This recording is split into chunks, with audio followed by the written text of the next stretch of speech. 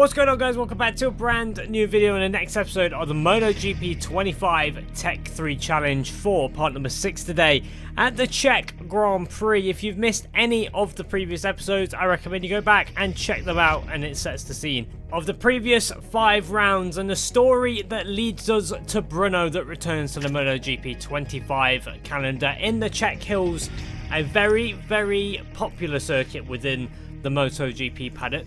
Not particularly one of my favourites as we just flick through the remaining rounds of this one. We've still got Silverstone coming up, we've got Jerez, we've got Misano, we've got Australia, Thailand, and then we finish the season under the lights in Qatar. This is how things were at the end of the Aragon round. We secured our best ever result in a Tech 3 Challenge with a P4 in the race in Aragon.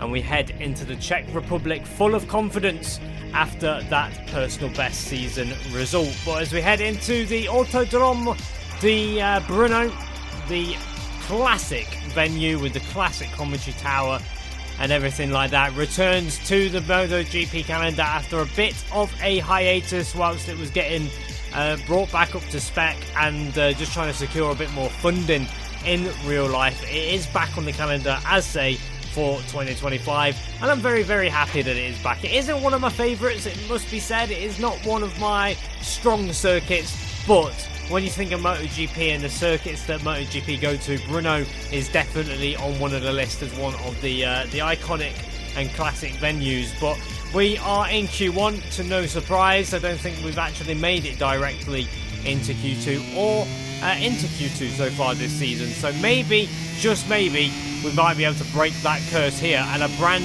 new circuit for these MotoGP 25 bikes. So in towards turn number 1 for the first time in qualifying, a later apex for us.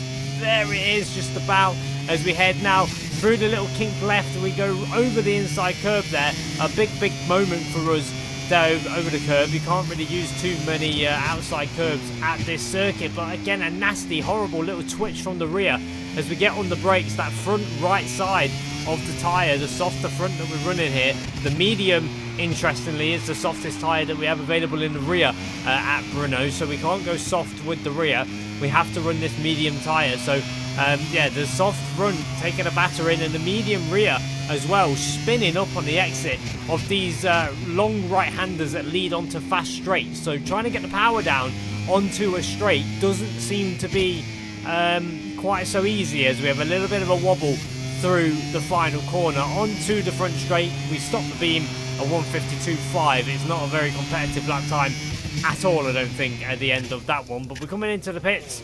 We're going to just set the fuel once again and actually try the medium front this time around. We are 1.2 seconds down on Firmin Aldeguer on the Gresini bike, who currently leads the way in a Q1 session with a 1:51.328. Jack Miller on the Prima Pramac Yamaha is set to join him in Q2 as it stands, but with just over 30 seconds on the clock.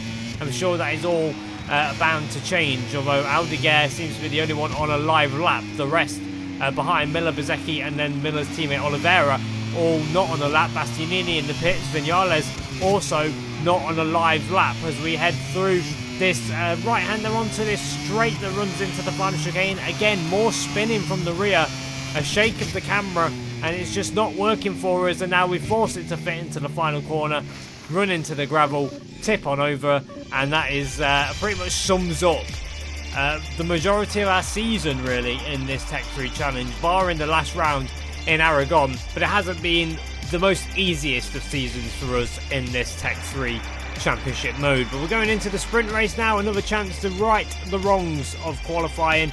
We always seem to come good in the races, especially the main race. When we've had that sprint race, we've got the data and we're able to then attack the main race. But we need to wait and see what happens, because it hasn't been the easiest of journeys so far in this weekend. Practice was difficult, qualifying was difficult. We've qualified at the back of the grid once more, and we're going to try and take a bit of a gamble with a bit of setting. We're going to try and change the setting of the bike a little bit to try and make it easier on the brakes. The back end's lifting, it's stepping out. There's no real rear grip going into the corner or out of the corner. As you've seen in qualifying, we're spinning up everywhere onto these long straights, and that's obviously costing us time all the way down the straight, and it's just not really worked for us so far this weekend. So we're going to try and rectify that now in this sprint race, and then try and carry that into the main race on Sunday. But as we head to the grid, obviously the soft and the medium is the softest tyre choice that we can go for here in Brno. There is no soft rear tyre. We're going to take a look at the grid in a second as we just flick through the tyre choices, opting to maybe go for the medium, but decided at the end to stick with the soft. Here's your grid, flicking through very, very quickly. Marquez, Bagnaia, Martin on pole. Then it is Marquez, Alex, that is. And then the two VR46 bikes joining him on the second row. Everything is ready for the start of the race. Marc Marquez is the big favourite from pole position. Just a few moments more until the lights go out and the riders will get going.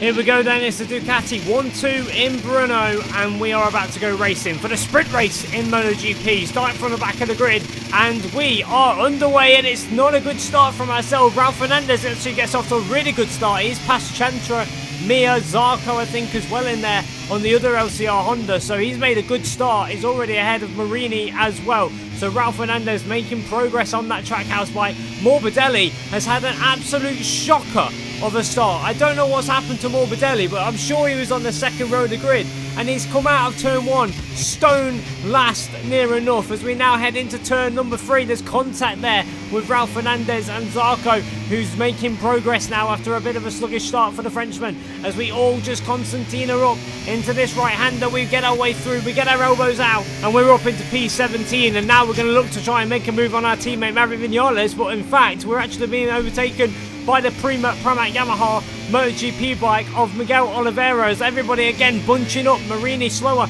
in that right-hander, and we're going to now try and look to go around the outside of a couple of riders through turn 7, and we are up into P15, and now we've got Brad Binder on the left-hand side. We're going to switch back the South African on one side of the chicane and then go round the outside of him at the other, and we do just about get ahead of the South African. So we're ahead of 1 KTM, we're ahead of 2 KTMs because we're by Vinales and Binder, but Binder's coming straight back at us on the run in towards turn 10, the Kevin Schwantz corner. He looks to the inside again in the mid part, and he does get the move done, but for some reason he rolled out of it, coming out of it, and we are through and back into P14, and now we can set our sights on our other teammate Enea Bastianini, who is behind Pedro Acosta on the factory KTM at the moment in time. Luca Marini further behind has crashed out of the sprint race as we head through the left-right chicane at the end of the first sector, and actually Johan Mir has also joined him, so Mir out of the race as well. So both factory Hondas are out of the sprint race on this second lap, not the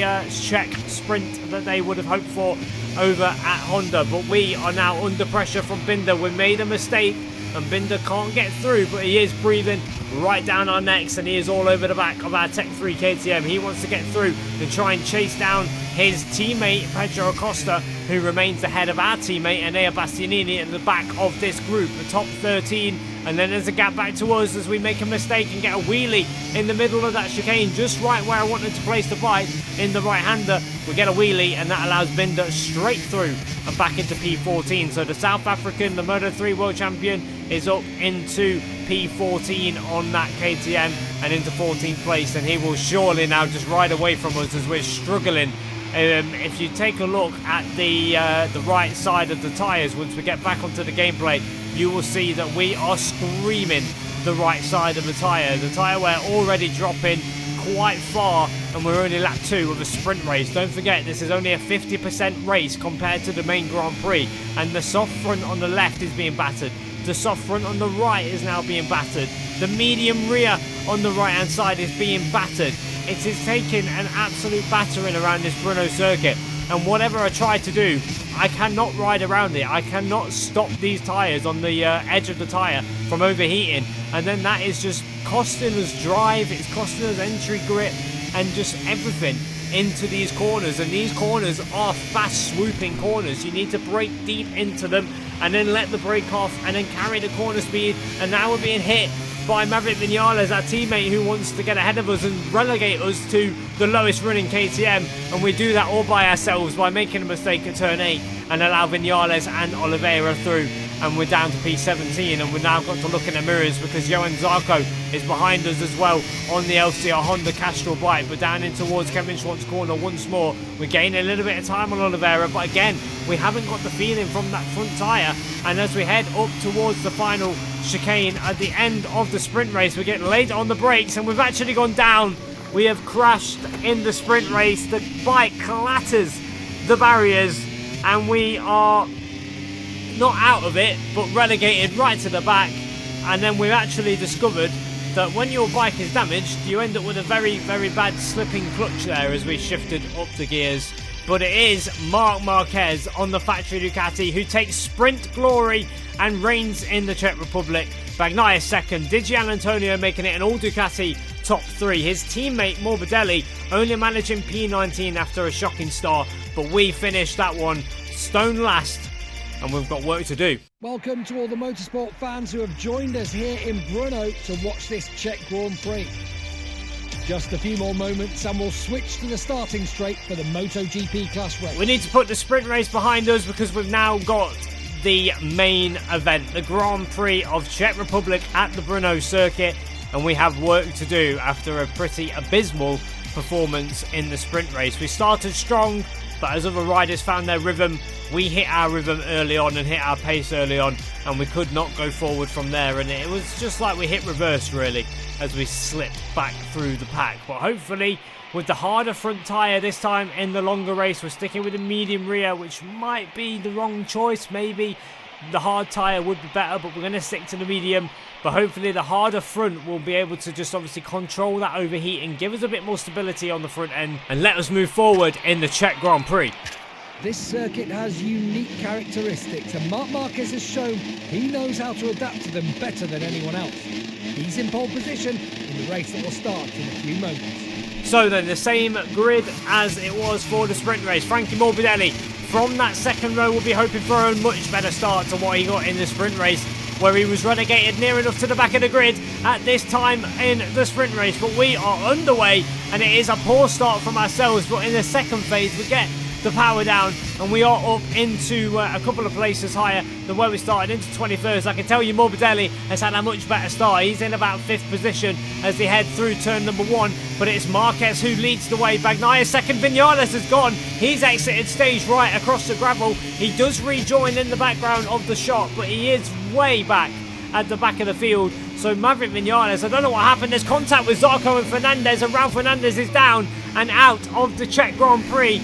So Ralph Fernandez and the Trackhouse Aprilia lasting just 2 corners before being taken out of the race by Zarco, who is under investigation for an incident with Fernandez. We get close to the back of Rins, up the inside of Marco Bezzecchi on the Aprilia. So we're up to 12th now. We've made a handful of places. Luca Marini has actually been given a warning for the incident. He was involved as well with Zarco. Digi has a warning further up the field as well. He's in 3rd in this one, but we are through on Rins and up into P11, and there is Iagora on the sole Trackhouse in the front battle because his teammate has rejoined, but he's a long way back, and we can now try and work our way back into this top 10 for the first time this weekend. But unfortunately, as you can see on lap number 3, Jack Miller escaping us in this one as we head through the left-hander, running wide again as we struggle to just get to grips with a harder front tyre. But again, look at this medium rear tyre just spinning and spinning as we exit the right-hander, and Pedro Acosta flies by, Bezzecchi flies by,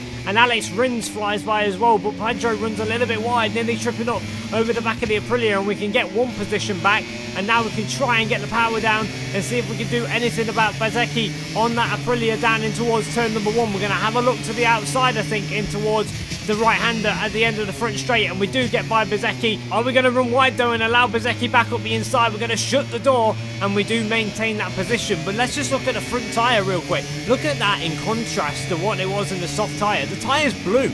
We have no temperature in the hard front tyre, and that's showing because the feeling is kind of exactly the same. There is no feeling as Miller has gone down. His bike's spinning in the middle of the track.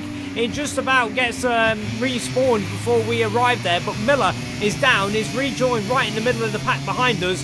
But Jack Miller, as charge for the top 10 comes to an end in the Czech Republic, as now we're starting to get a little bit more feeling back from this hard front tyre. But again, another mistake as the bike just kicking in all sorts of directions. When I want to change direction, the bike is just snapping in the opposite, and it is getting a bit frustrating now as Pedro Acosta comes flying by. He doesn't need a second invitation to come through. We're going to try and hang it back to the inside of Pedro as somebody has crashed in my headset, but I don't know at this time who that would be. It is Jorge Martin. So Martin is down and out of the Czech Grand Prix. So Martin as race comes to an early end as we now continue to battle Pedro Acosta for what is now 10th place. We're looking to the outside of the Spaniard, no way through there, and he's going to open up a comfortable gap now as we made that little bit of mistake and then get caught up on the curb, which actually might allow Bezzecchi to come through on the run into turn 1, but we get a better exit onto the front straight, and I think we're going to hold off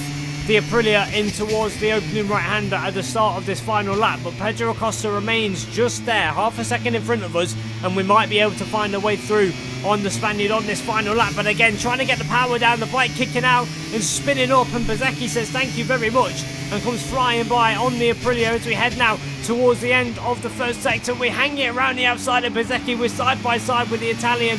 We just about hang on, leaning on the Aprilia, but then we're going to run wide in the second part in this right-hander. Bezzecchi comes through, and now we've got to be careful because Enea Bastianini also wants to get involved, and he wants to beat us as obviously teammates. He wants to take the bragging rights in this battle, but it's going to be a run to the final chicane between myself and Bastianini. We get through back round the outside as he stuck his nose up the inside, but in doing that we go wide and invite the Italian through. Aldeguer comes as well, but there's no way through for him. Bastianini going to take 12th, and we pick up 3 points in P13. It is not the Grand Prix that I was hoping for there after a pretty strong start, but again we hit our rhythm early on, and as everybody else got faster, we just got slower in that race, making careless mistakes. But it is Marc Marquez who does the double. He wins by 33 thousandths of a second over Dijan Antonio. Bagnaia third, Binder in fourth, a great result for him and the KTM squad.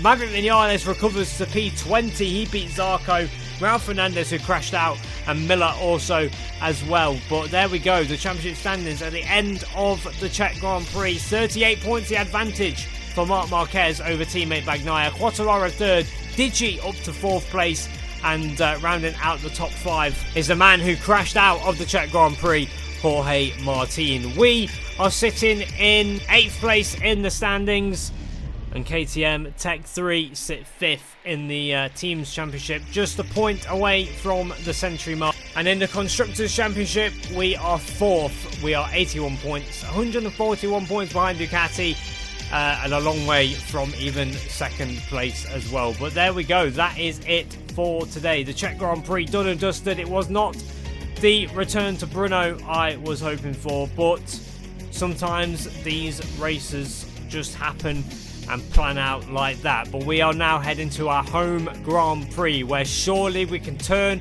our look around. If there's anywhere that we can turn the look around, it is Silverstone. So let's see what we can do as we head into round 7 of the Tech 3 Challenge. So until then, thank you very much for watching. Like and subscribe, and I'll see you guys for the British Grand Prix very soon.